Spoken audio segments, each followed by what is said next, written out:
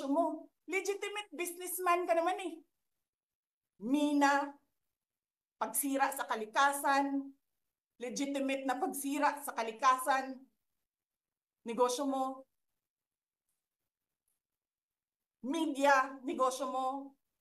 Ano pa bang mga negosyo ni Martin Romualdez? Sulat niyo yan lahat.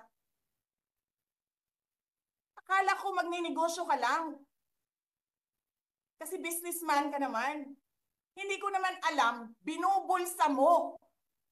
Ibubulsa mo, kakamkamin mo ang legal na pera at illegal na pera. Tanggap ka sa illegal, tanggap ka sa pogo. Pinaalis nyo lahat ng kompetisyon ninyo, naiwan ang pogo mo. Tanggap ka, pogo. May nagsasabi pa, tumatanggap ka sa smuggling, sa droga. Tapos kuha ka dito sa National Treasury.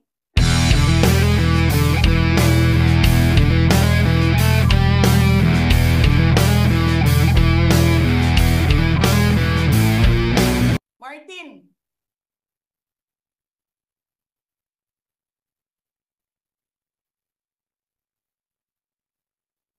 nangangampanya tayo.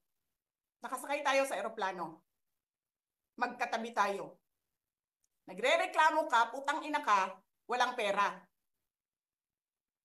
Kasi, ano sabi mo? Gium-um ni Lisa Marcos o ni BBM ang kwarta. Walang pera sa kampanya kasi hindi nagbibigay si BBM at si Lisa. Ginigipit nila. Kinukuha nila lahat ang pera. Reklamo ka ng reklamo sa akin. Ano sinabi ko sa'yo? Huwag ka mag-alala. Lahat ng gusto tumulong sa akin, ipapadala ko sa iyo. Kunin mo lahat. Nagreklamo ka kay Medi Poblador kasi tumatanggap ng pera. Ano sabi ko sa'yo? Kausapin mo si Medi, kunin mo lahat ng pera. Lahat ng makuha mo na gustong tumulong sa akin, kunin mo. Gastusin mo. Ano sabi ko sa'yo? Pasensya ka na. Wala ka ng pera. Ano sabi mo sa akin? Sabi mo sa akin, okay lang. Pag nanalo kayo, babawiin ko lahat yan. Hindi ko naman alam, ang buong akala ko, babawiin mo sa legitimate businessman ka naman eh. Mina, pagsira sa kalikasan, legitimate na pagsira sa kalikasan, negosyo mo. Media, negosyo mo. Ano pa bang mga negosyo ni Martin Romualdez? Sulat niyo yan lahat. Akala ko magninegosyo ka lang. Kasi businessman ka naman. Hindi ko naman alam, binubulsa mo. Ibubulsa mo, kakamkamin mo ang legal na pera at illegal na pera. Tanggap ka sa illegal, tanggap ka sa pogo. Pinaalis nyo lahat ng kompetisyon ninyo, naiwan ang pogo mo. Tanggap ka, pogo. May nagsasabi pa, tumatanggap ka sa smuggling, sa droga. Tapos kuha ka dito sa National Treasury. Akin ito, akin ito.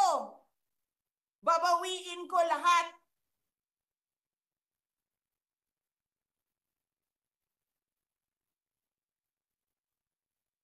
Masakit sa akin, Martin, hindi yung pagsira ng pangalan ko eh. Ang masakit sa akin, maalis mo man ako, sa presidential race, hindi pa rin ikaw ang presidente, king ina mo. Walang boboto sa'yo. Please lang. Wala.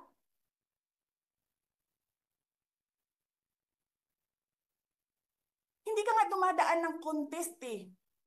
Kasi wala kang kalaban sa Tacloban. Kasi binibili mo, pinapakidnap mo, hinaharas mo ang mga kalaban mo. Hindi ka dumaan ng contest. Ang alam mo lang, kasi mayaman ka, bibilihin ko lahat ng tao ng pera. Kaya pobre man mong tanan, kwarta na may inyo. There is nothing in you except money. Yan lang. Martin, harapin mo yung katotohanan. Walang puking ina, walang boboto sa'yo. Senador man, vice president man, walang boboto sa'yo. Hindi ko nga alam kung mananalo ka pa ngayon sa Tacloban eh. Palamang hindi na. Sinong gusto sa lahat sa buong Pilipinas ang ibalik ka sa Kongreso? E di lahat ng tao pupunta yan doon sa Tacloban, mangangampanya yan sa kalaban mo. Kasi magnanakaw ka. Hindi ka dumadaan sa audit.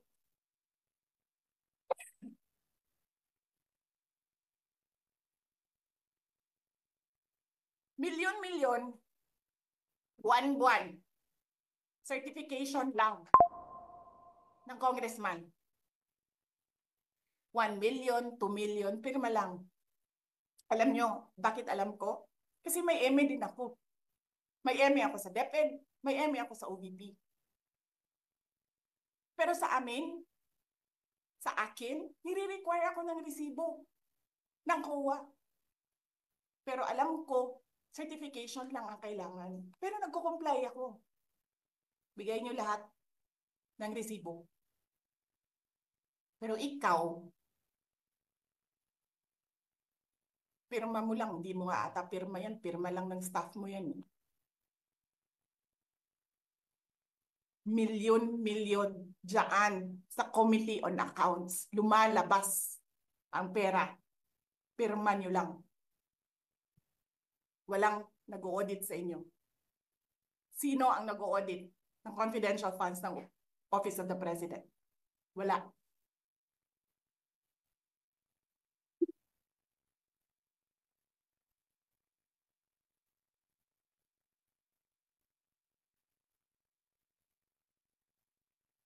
Yan ang Pilipinas. Yan ang bagong Pilipinas.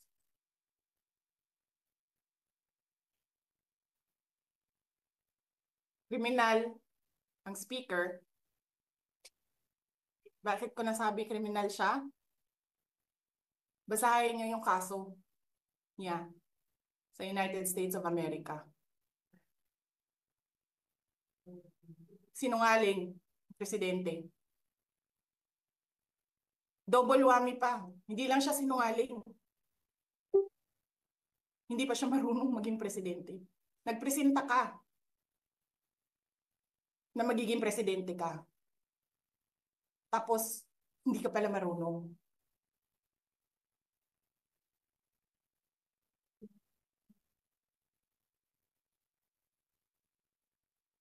Sarap-sarap ng kain ninyo, buffet, dyan, dito, sa House of Representatives. Alak, lahat. Lahat ng juice, lahat ng mamahaling wine.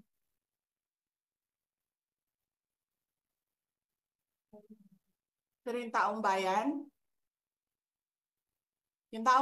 na pinamisan ninyo ng 20 pesos na rice, yung taong bayan na hindi ninyo pinupuntahan sa mga komunidad nila, anong sabi nila? Asin lang okay na mi, anad naman mi ana. Ganyan ang bayan natin. Okay na lang kami sa asin. Saan ka nakahanap ng bayan na ang tao, because of their hopelessness, because there is no functioning government, umukay na lang sa asin.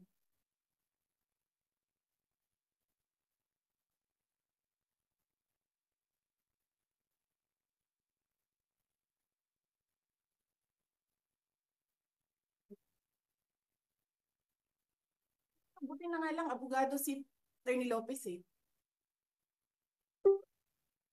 Kasi alam niya kung ano sasabihin niya doon sa mga pumasok sa kwarto niya. Na take note, nagnakaw pa ng cellphone. Saan ka nakahanap? Papasok ka, nanakawin mo yung cellphone, dadalhin mo pa yung tao.